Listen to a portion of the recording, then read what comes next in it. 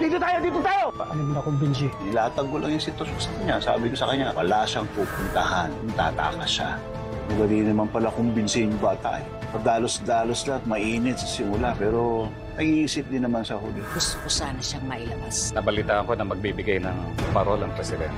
Baka naman pwedeng isingit natin ang pangalan ng tao.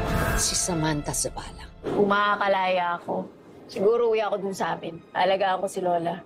Para naman makabawi ako sa kanya. Tapos mag-aalap ako ng matinong trabaho. Tingin mo, may pag-asa kung itong buhay natin. Tanggol, sa bigat ng kaso mo. At sa bigat ng kaso ko, hindi na tayo makakalaya dito.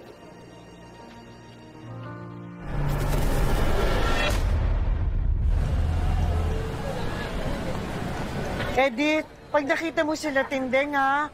O kaya magkaroon ka ng balita, sabihan mo ako kagad, ha? Sige, Tess, babalitaan kita pag nakita namin. Salamat. Okay. Ay, ako. Hindi ko na alam kung saan hahanapin sila Tindeng. Beng, ang dami-dami ko na napagtanungan. Hindi ko pa rin nakikita. Huwag ka mawala ng pag-asa. Makikita na natin sila. Tutulungan kita.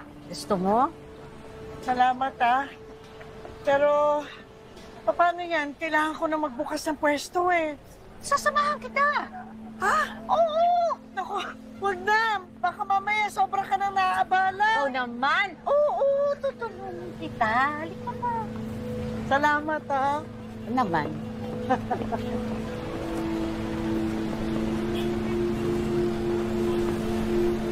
Hoy! Sino nakita mo? Si Tindeng? Sige, teka. Patingin nga. Hindi, yung kasamahan ni Rigor sa trabaho yung babae. Sino dyan yung mahabang bubok, naka-brown? Bakit? Oh, Anong problema? Si Lena. May problema? Ang totoo niyan, Beng, isa yan sa dahilan kung bakit kami nag-away ni Tindeng, eh. Tsaka kung bakit siya lumayas. Kasi alam mo, sinasabi ni Tindeng, nakita niya nga raw yan. Tsaka yung asawa ko, yan, si Lena, naghahalikan. Ha? Akala